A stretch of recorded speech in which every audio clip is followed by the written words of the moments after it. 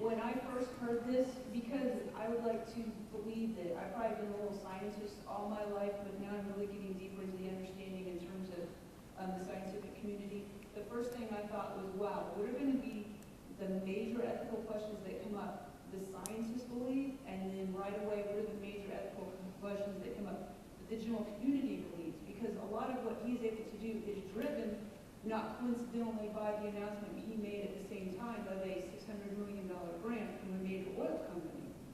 So my question is, sure, it has to be driven by somebody's money, and most scientists are poor because they're busy doing things like research, so they have to find it somewhere. That's fine.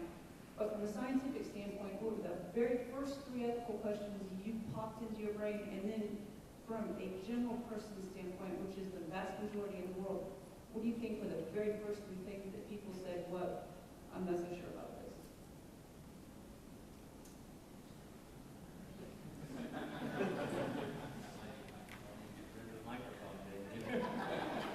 No, I think what you say is very correct. I mean, science, when you think about science, and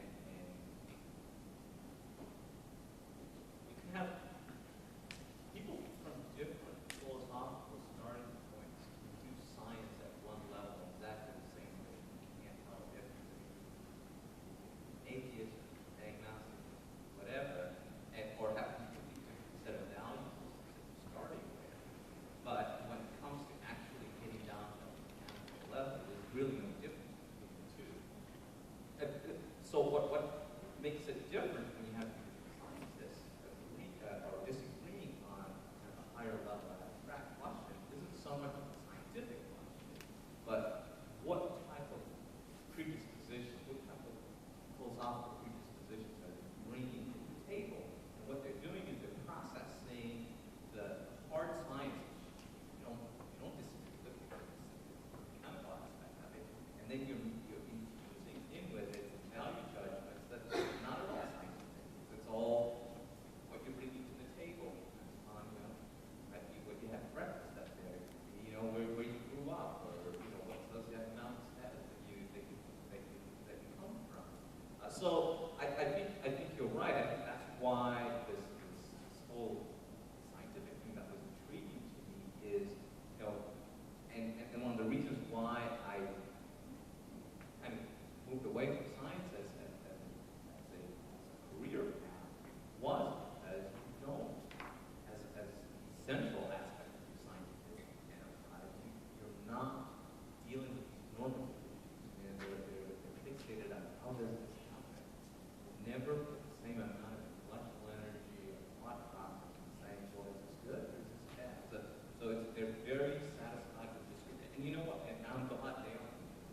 Because they're focused on that description. You've got all sorts of pure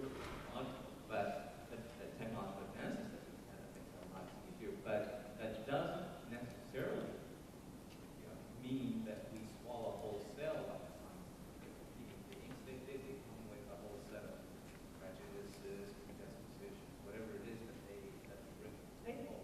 But what we want to do is that's where is how do you hold science accountable to its activity so that on one hand you're not squelching its innovation and whatever solutions that they present to us on one hand, but then on the other hand you're not letting them just go on wild to a point where you're not understanding what they're doing.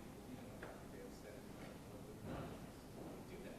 That would be well. We're designing it ourselves. Are we taking the same amount of care when we're doing it at a level that we can't see it with our naked eye? And the question is, and they're all talking to each other in language that you and I don't understand.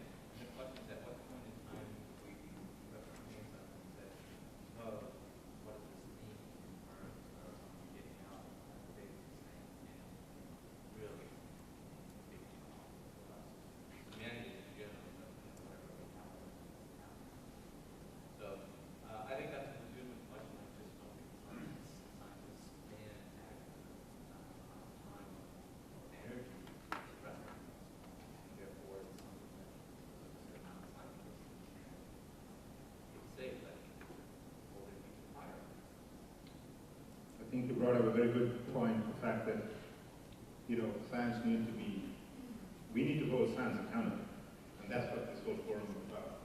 So your very basic questions are just definition questions. You have a question, right? Hi, my name is Graciela Gonzalez, and my question is, if y'all mentioned that that the scientists created the bacteria to use it later on as fuel. So how long would it take? It's an organism that, accordingly, if you put the environment in, we really don't know it. Well, nowadays, with the world changes and environmental factors, we really don't know now how fast, that rate is, since, 10 years from now, anything can happen quicker. Everything's happening quicker. So how long would it take for us to know if the bacteria they used as fuel, how long would it take us to realize that it's something bad that they did, like there's a mistake, that it's going to affect us?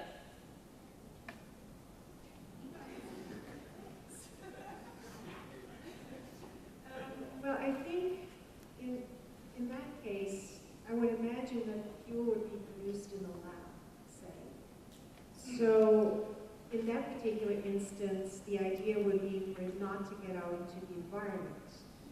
And yet that is, in my view, the greatest danger. Mycoplasma genitalium in particular is a pathogen, but it lives in a very specific place, as the name suggests, and it doesn't do well in other places. So in that particular instance, it's not as likely to get out and cause problems. There's no telling about what future bugs may do. So kind of tying together your question and your question, I think the three biggest dangers, in my view, the biggest danger is that something could get out in the environment and do something unintended that we cannot control, which is really no different from the concerns that we have about GM foods. And it's really kind of along those same lines. There too, you have that danger. The second danger is that, of course, some evildoer will stick in a gene that will make a great bioweapon. And the third danger is more of a public health issue, and that is that Craig Venter, and by the way, his company, Synthetic Genomes, Inc., is one of 40 companies that are dabbling in synthetic biology. So he's doing things fast for a reason. He's trying to win the race. And of course, the big danger there is that he will patent, because anything that you discover using private money can be patented almost. Well, you can try. He's tried to patent lots of things that didn't quite work. But there's a danger that if he finds something extremely useful that might help humankind, that now it's patented and we all have to pay dearly for it. So to me, those are the three big concerns that I would have.